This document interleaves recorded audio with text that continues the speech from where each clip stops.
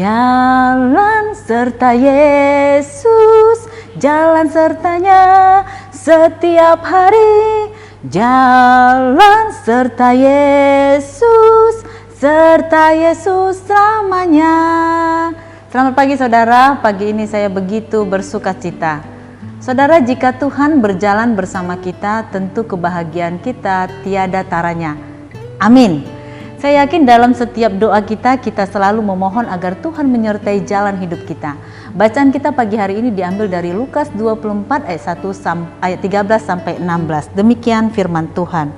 Lukas 24 ayat 13 sampai 16. Pada hari itu juga 2 orang dari murid-murid Yesus pergi ke sebuah kampung bernama Emmaus yang terletak kira-kira 7 mil jauhnya dari Yerusalem, dan mereka bercakap-cakap tentang segala sesuatu yang telah terjadi. Ketika mereka sedang bercakap-cakap dan bertukar pikiran, datanglah Yesus sendiri mendekati mereka, lalu berjalan bersama-sama dengan mereka. Tetapi ada sesuatu yang menghalangi mata mereka, sehingga mereka tidak dapat mengenali Dia. Nah, pasca kebangkitan Yesus, ada 2 orang murid yang berjalan menuju Emmaus. Salah seorang bernama Kleopas. Mereka adalah di luar dari 12 murid, namun mereka juga bagian dari orang percaya yang mengikut Yesus.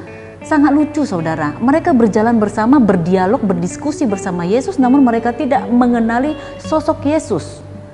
Perjalanan dari Yerusalem menuju Emmaus itu sendiri cukup jauh, berjarak tempuh 7 mil, kira-kira 11 km. Bayangkan dalam perjalanan yang sedemikian panjang itu mereka tidak mengenali Yesus. Ironi saudara.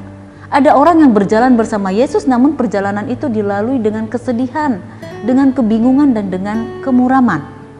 Mereka berjalan bersama Yesus, membicarakan tentang Yesus, bahkan seolah-olah membicarakan tentang nasib Yesus, namun mereka sendiri tidak mengenali Yesus.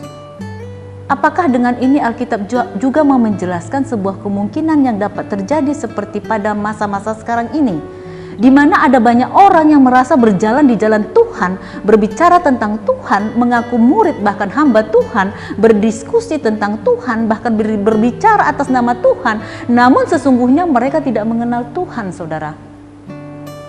Dalam kisah ini Alkitab menyebutkan bahwa ada sesuatu yang menutup mata kedua orang murid sehingga mereka tidak mengenali Yesus. Alkitab tidak menjelaskan apakah sesuatu itu, yang jelas sesuatu yang membuat mereka tidak mengenali Yesus. Mari kita perhatikan perjalanan hidup kita, saudaraku. Jangan sampai kita banyak berdiskusi tentang Tuhan, mempercakapkan tentang Tuhan, namun kita tidak menyadari kehadirannya di dalam setiap perjalanan hidup kita. Untuk itu penting juga bagi kita memohon agar Tuhan menyingkapkan hal-hal yang bisa menutup mata kita, melihat dan tidak mengenali Dia. Refleksi ataupun perenungan firman Tuhan bagi kita pada pagi hari ini adalah, berdoalah senantiasa agar kita semakin mengenal Tuhan dan merasakan kehadirannya dalam setiap perjalanan hidup kita. Mari kita berdoa.